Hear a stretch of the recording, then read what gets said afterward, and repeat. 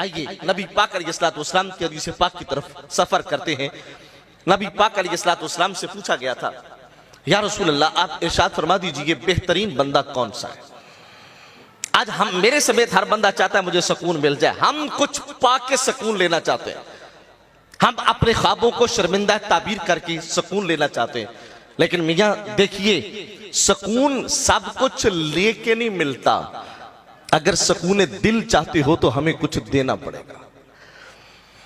कभी कभी सुकून देकर भी बंदे को मिलता है, और अगर हम कभी अपने मन में डूब कर वो सुरागे जिंदगी पाए ना, तो हम कहेंगे, मजबूर हो जाएंगे कहने पे कि हमें लेकर वो सुकून नहीं मिला था जो हमें किसी गरीब को दे के सुकून मिला।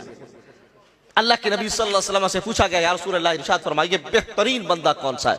आपने फरमाया अनफाउहुम लिन्नास, बेहतरीन बंदा वो है जो बंदों के काम आता है। बेहतरीन इंसान वो है जो दूसरों को नफा देता है, जो दूसरों को फायदा पहुंचाता है।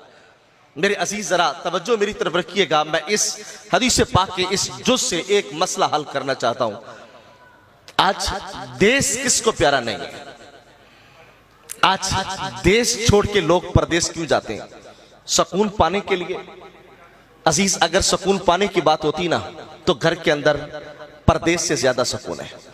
भाई जावेद को मैं एक अरसे से जानता हूं, इधर हाफिज रियाज साहब के पास जो डॉक्टर इमरान साहब वाली वो फार्मेसी है, वहां पर हम बैठा करते थे, बड़ा पुराना ताल्लुक है।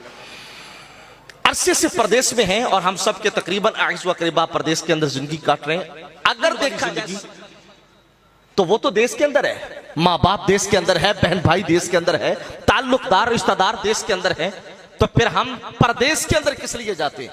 अजीज, हम परदेश अपने सुकून के लिए नहीं, हम अपना परदेश अपने बच्चों के लिए काट रहे हैं, हम अपना परदेश अपने बहन भाइयों के सुकून के लिए काट रहे हैं, हम अपना परदेश अपने माँ बाप के सुकून के लिए काट रहे हैं।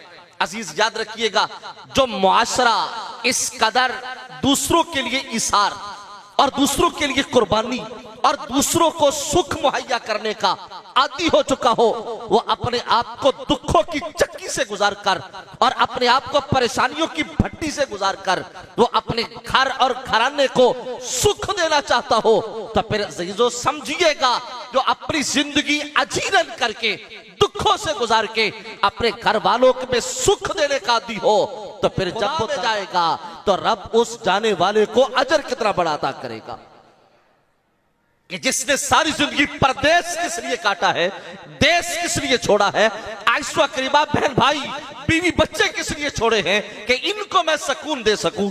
और देखिए अल्लाह के नबी ने फरमाया कि बेहतरीन बंदा वो है अनफाउहुम लिन्नास, जो दूसरों को नफा देता है।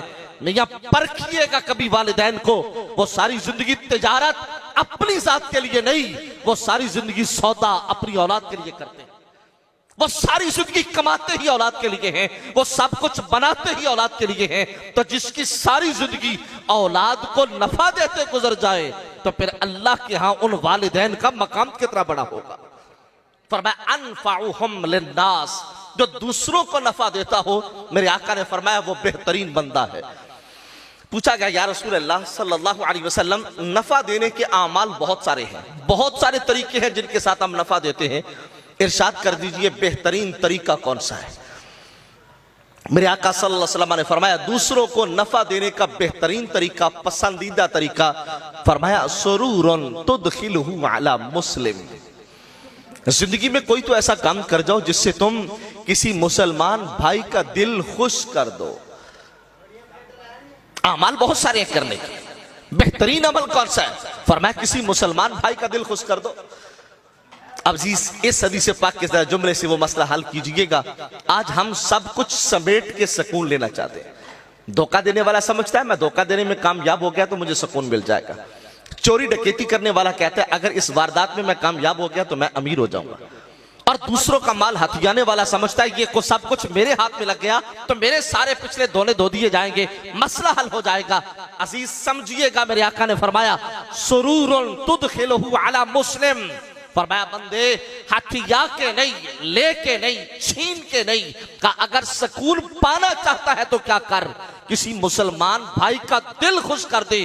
का उधर भाई का दिल खुश होगा तो रब उससे तुझे सुकून कल्ब अता फरमा देगा, कि जब तू किसी के लिए खुशी पैदा करेगा तो नतीजे में रब तेरे लिए खुशी पैदा करेगा।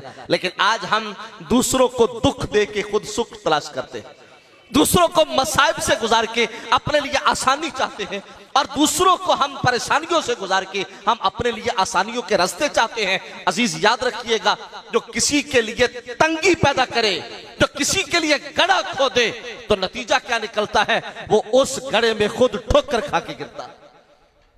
लेकिन याद रखिएगा, जो किसी के लिए खोदा जाने वाला गड़ा बंद कर दे, जो किसी के लिए ठोकर का इम्कान महसूस करते हुए किसी पत्थर को रास्ते से उठा देता है, तो मेरे आका फरमाते हैं कि पत्थर रास्ते से उठाना यह अल्लाह के यहां तुम्हारा बेहतरीन सदका होता है।